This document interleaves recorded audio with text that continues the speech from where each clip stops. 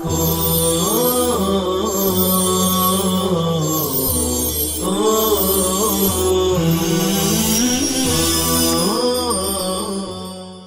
اللہ الرحمن الرحیم۔ السلام علیکم ورحمۃ اللہ وبرکاتہ۔ عزیز طلباء گرامی، ہم قصیدہ ثانیہ کے دیگر اشعار کا سبق اور درس شروع کر رہے ہیں، تو آج کے سبق کا پہلا شعر ہم پڑھے دیتے ہیں، بغور سنیں۔ کتابیں ہوں تو کتابوں میں مراجعت فرما لیں، جیبی ڈائریوں میں قلم بند کریں اور اسے اچھی طرح یاد کر لیں۔ تمام ہی ابیات اور اشعار کا حفظ از حد ضروری ہوگا طلباء کرام کے لیے۔ متنبی کہتا ہے فَوَمَنْ أُحِبُّ لَأَعْصِيَنَّكَ فِي الْهَوَى فَوَمَنْ أُحِبُّ لَأَعْصِيَنَّكَ فِي الْهَوَى قَسَمًا بِهِ وَبِحُسْنِهِ وَبَهَائِهِ۔ سب سے پہلے ترکیب نحوی ہم آپ کے سامنے بتلائے دیتے ہیں، وجوہ اعراب وغیرہ کی سلسلے کی باتیں ادب کی کتابوں میں بہرحال ایک امر ضروری ہوا کرتا ہے۔ فوامن میں جو فا ہے، یہ فا عاطفہ ہے، حروف عاطفہ میں سے ایک حرف عطف ہے، کما انکم تعرفون معرفۃ جیدہ۔ اس کے بعد جو واو آیا ہوا ہے، واو حروف جارہ میں سے ایک عامل ہے، لیکن یہ واو بمعنی القسم ہے، جس کو ہم واو قسمیہ بھی کہہ سکتے ہیں۔ آگے جو من ہے، یہ من موصولہ ہے۔ سارے ہی اسماء موصولہ کو یاد کر لیجئے، دہرائیے، یادہ کیجئے۔ اسماء موصولہ کے بعد صلات کا ہونا ضروری ہے، جیسا کہ شارح ابن عقیل فرماتے ہیں وَكُلُّهَا يَلْزَمُ بَعْدَهُ صِلَةٌ وَكُلُّهَا يَلْزَمُ بَعْدَهُ صِلَةٌ عَلَى ضَمِيرٍ لَائِقٍ مُشْتَمِلٍ۔ خیر، لَأَعْصِيَنَّكَ میں اعصی احب، اس سے پہلے احب رہ گیا ہے۔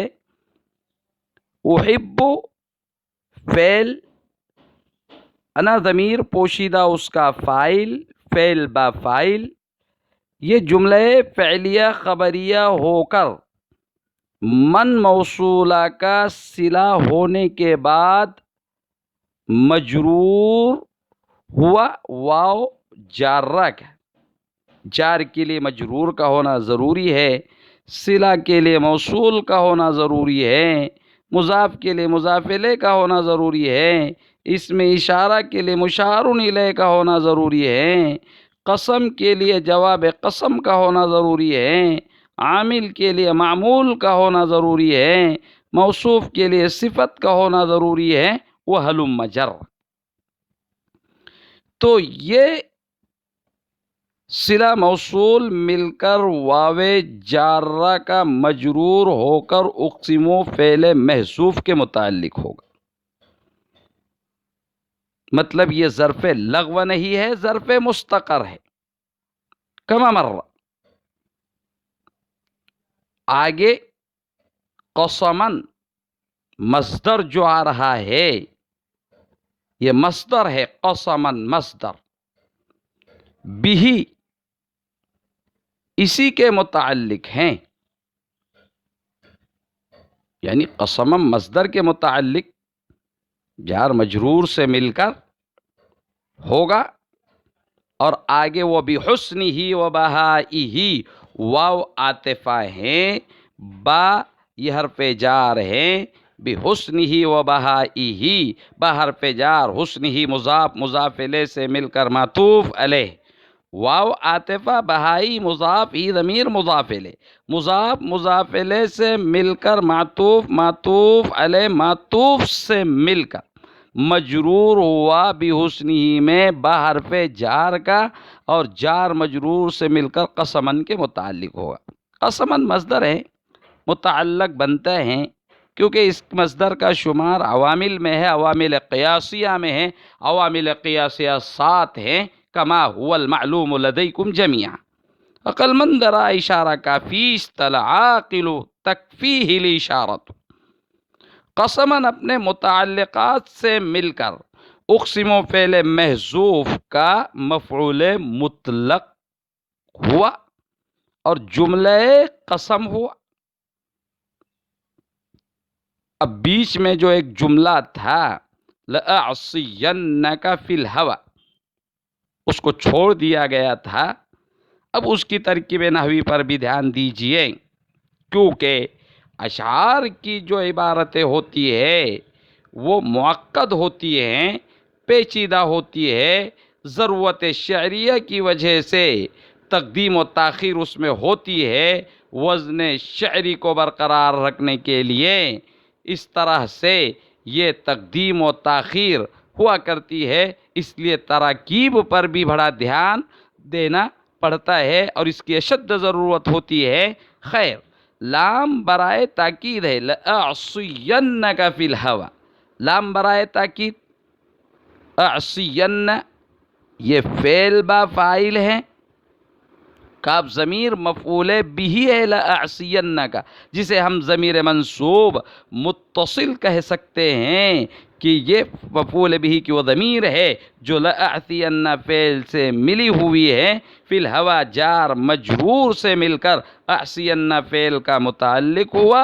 اعصین فعل اپنے فاعل مفعول بھی اور متعلق سے مل کر جملہ فعلیہ خبریہ ہو کر جواب قسم، واو قسمیہ، یہ تو قسم بنا تھا، اب یہ جملہ جواب قسم ہوا۔ قسم جواب قسم مل کر جملہ قسمیہ ہوا کرتا ہے اور بنا کرتا ہے۔ یہ تھی ہلکی سی ترکیب نحوی جو آپ کے سامنے پیش کر دی گئی ہے۔ اب ہم اس بیت اور شعر میں آئے ہوئے لغات عربیہ کی تحلیل نحوی پیش کیے دیتے ہیں۔ احب بحث اس بات فعل مضارع معروف ہیں، صیغہ واحد متکلم کا ہے۔ میں محبت کرتا ہوں، میں چاہتا ہوں، میں پسند کرتا ہوں۔ احب یحب احبابا باب افعال سے ہیں، محبت کرنا، چاہنا۔ اعصین لَأَعْصِيَنَّ کو اگر دیکھا جائے بحث صرفیہ کے حساب سے تو ہم یوں کہہ سکتے ہیں کہ لَأَعْصِيَنَّ بحث لام تاکید بانون تاکید ثقیلہ در فعل مستقبل معروف ہیں۔ بات شاید سمجھ میں آ رہی ہوگی۔ تو یہ واحد متکلم کا صیغہ ہے۔ میں ضرور بالضرور نافرمانی کروں گا، میں ہرگز کہا نہ مانوں گا۔ عصا یعصی، عصن و عصیانن و معصیتن باب ضرب یضربو سے نافرمانی کرنا، حکم عدولی کرنا، کہا نہ ماننا، یہ سب معنی ہیں۔ آگے ایک لفظ آیا ہوا ہے قسم، معلوم ہے، حسن معلوم ہے، بارہا یہ کلمات آتے رہتے ہیں، ہم اور آپ ان کے معانی کو اچھی طرح مع باب وغیرہ کے جانتے ہیں۔ بہاؤن کا ایک نیا لفظ آیا جو قابل توجہ ہے، اس کے اوپر اپنی توجہ کو مرکوز کیجئے۔ بہاؤن یہ مصدر بھی ہے، اس میں مصدر بھی ہے، اور بہاؤن یہ 3 ابواب سے مستعمل ہے۔ باب سمیع اسمعوا سے بھی مستعمل ہیں، باب کرم یکرموا سے بھی آتا ہے، باب نصر ینصروا سے بھی آتا ہے۔ اس کے معنی ہے خوب روح ہونا، خوبصورت ہونا، حسین و جمیل ہونا، حسن یحسن حسنا، باب کرم یکرموا سے لیجیے۔ واضح رہے کہ بہاؤن میں یہ جو با ہیں، بہت سارے طلبہ اس کو حروف جارہ والی بات سمجھ سکتے ہیں، تو یہ حروف جارہ والی با نہیں ہے، بلکہ یہ با مادے کی با ہے، بلکہ با سے مراد یہ مادے والی با ہے. وبہائہ، یعنی بلکہ با سے مراد بھی شخص ہی ہے، یعنی خاص طرح کا حسن و جمال مراد ہے. لاجواب حسن و جمال مراد لے رہا ہے شاعر، اس لیے با حروف جارہ نہیں، با سے مراد بشخص ہی ہوگا. اب ہم آپ کے سامنے شعر کا سلیس اور بہترین ترجمہ پیش کیے دیتے ہیں. فَوَمَنْ أُحِبُّ لَأَعْصِيَنَّكَ فِي الْهَوَى، میرے محبوب کی قسم، میں قسم کھاتا ہوں اس محبوب کی جس سے میں محبت کرتا ہوں. فَوَمَنْ أُحِبُّ، میں قسم کھاتا ہوں. قسم کھانا ترجمہ واو قسمیہ کا ہے، جیسا کہ ترکیب سے آپ کی سمجھ میں آ چکی ہے یہ بات. تو اچھا اور بہترین ترجمہ یہ ہوگا کہ میں قسم کھاتا ہوں اس محبوب کی جس سے میں محبت کرتا ہوں. لَأَعْصِيَنَّكَ فِي الْهَوَى، کہ ہرگز ہرگز میں محبت کے سلسلے میں تمہاری بات نہیں مانوں گا، کہ میں ہرگز ہرگز محبت کے سلسلے میں، عشق و محبت کے سلسلے میں تمہارا کہا نہ مانوں گا، بات نہ مانوں گا. قسم ہے اس محبوب کی ذات کی، اور قسم ہے اس محبوب کے حسن و جمال کی، اور قسم ہے اس کے رونق روح کی. تو یہ ترجمہ ہوا. اس شعر میں شاعر یہ کہتا ہے کہ مجھے اپنے محبوب سے اس درجہ عشق و محبت ہے کہ محبوب کی ذات، اس کے حسن و جمال اور اس کی تابانی و جلوہ سامانی کی قسم کھا کر کہتا ہے کہ میں محبوب کے حسن و جمال، اس کی خوبصورتی، اس کی رونق، اس کی تابانی اور جلوہ سامانی کی قسم کھا کر کہتا ہوں کہ محبوب اور معشوق محبت کے حوالے سے میں کسی کی بات ماننے کے لیے تیار نہیں ہوں، خواہ وہ بات اچھی ہو یا بری ہو، ناصح کی طرف سے ہو، خیر خواہ کی طرف سے ہو یا بدخواہ کی طرف سے ہو. یہ بات اس قابل ہے ہی نہیں کہ کوئی مجھے ترک عشق اور ترک محبت کا مشورہ دوں اور میں اپنی محبوب اور معشوق کے عشق و محبت اور پیار سے باز آ جاؤں. یہ تو ہو نہیں سکتا. بہر صورت محبت کے نام پر مجھے کسی بھی طرح کا کوئی سمجھوتا منظور نہیں ہے، لہذا کسی ناصح کو مجھے ملامت کرنے اور ملامت کر کے ترک محبت کا مشورہ نہیں دینا چاہیے. اگر وہ ایسا کرتا ہے تو اس میں ناکام ہی رہے گا.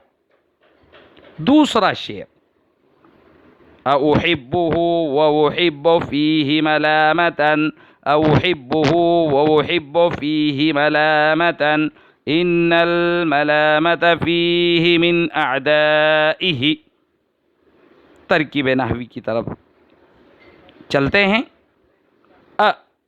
حمزہ یہ استفہام انکاری کا ہے. حمزہ استفہام برائے انکار ہے.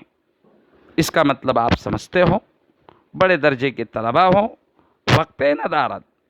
آگے وحب فعل با فاعل ہیں، وحب فعل با فاعل ہیں، ہو ضمیر اس کا مفعول بھی ہے. احب فعل با فاعل، ہو ضمیر منصوب متصل ہیں، مفعول بھی کی وہ ضمیر ہیں جو فعل سے ملی ہوئی ہیں. ظاہر بات ہے کہ مرجع کیا ہے؟ محبوب اور معشوق ہی مرجع ہے. محبوب اور معشوق کا پیچھا چھوڑنے کی مزید برا زحمت گوارا نہ کیجیے. اب احب فعل اپنے فاعل اور مفعول بھی سے مل کر جملہ فعلیہ خبریہ ہو کر معطوف علیہ، کیونکہ آگے وَأُحِبُّهُ میں واو جو آ رہا ہے یہ واو عاطفہ ہیں، احب تو واو عاطفہ، دوسری جگہ جو احب ہے فعل با فاعل ہے، فیہ جار مجرور سے مل کر احب فعل کے متعلق ہے، رہا ملامتن کا وجہ اعراب کہ منصوب کیوں ہے، عیارات چھ بیان پھر بھی ہم بیان کیے دیتے ہیں کہ ملامتنی منصوب ہے احب فعل کا مفعول بھی ہونے کی وجہ سے، احب فعل اپنے فاعل اور مفعول بھی اور متعلق سے مل کر جملہ فعلیہ خبریہ ہو کر یہ معطوف بنا، اور پھر معطوف علیہ مل کر یہ جملہ معطوفہ ہو۔ یہ تھی ترکیب نحوی اس شعر کے مصرع اولا کی۔ دوسرا مصرع دیکھتے ہیں، ان الملامت فیہ من اعدائہ، ان حرف مشبہ بالفعل ہیں، حروف مشبہ بالفعل 6 ہیں، کما هو المعلوم لدیکم جمیعا، الملامت منصوب ہیں، ان حرف مشبہ بالفعل کا اسم ہونے کی وجہ سے فیہ جار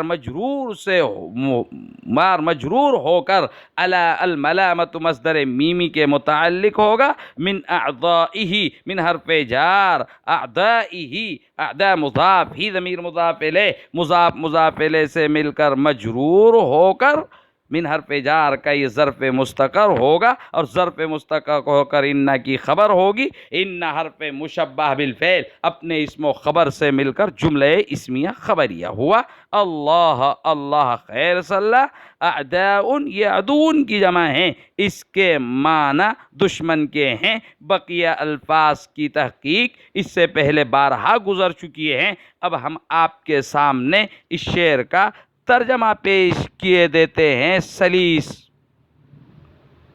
شاعر کہتا ہے، یہ کیسے ہو سکتا ہے کہ میں اپنے محبوب اور معشوق سے محبت بھی کروں،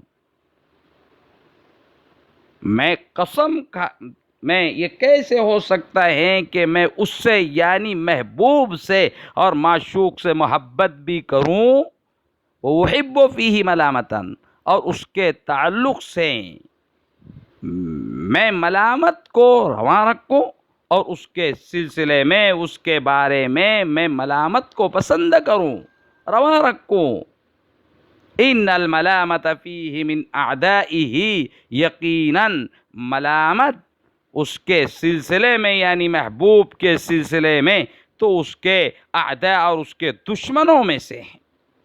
یہ دو متضاد چیزیں ہیں کہ ایک شخص کسی سے محبت کریں اور پھر اس محبوب کے بارے میں کسی ملامت گر کی ملامت کو بھی سنیں اور اسے رواں سمجھیں، تو یہ دو متضاد چیزیں ہیں۔ یہ دو متضاد چیزیں یکجا جمع نہیں ہو سکتی ہے، جیسے آگ اور پانی دونوں یکجا جمع نہیں ہو سکتے ہیں۔ شاعر کے شعر کا مطلب یہ ہے کہ شاعر اپنی محبت کا کمال اور اپنی چاہت کا اخلاص بیان کر رہا ہے کہ اس کی محبت اور اپنے محبوب پر اس کی فدائیت، کہ اس کی محبت اور اپنے محبوب اور معشوق پر اس کی فدائیت میں کسی طرح کی کوئی آمیزش اور ملاوٹ نہیں ہے، بلکہ اس کا عشق اس درجہ گہرا اور اس کی عقیدت اتنی پختہ ہے کہ اس میں کسی بھی چیز کے لیے پر مارنے کی کوئی گنجائش نہیں ہے۔ اس لیے یہاں کسی کو بھی عاشق اور معشوق کے درمیان خلل ڈالنے کی مزید برآں کسی طرح کی کوئی زحمت گوارا نہیں کرنا چاہیے اور اپنے آپ کو پریشانی میں نہیں ڈالنا چاہیے۔ ہم انہی دو اشعار پر اپنے آج کے اس سبق کو ختم کیے دیتے ہیں۔ السلام علیکم ورحمۃ اللہ وبرکاتہ۔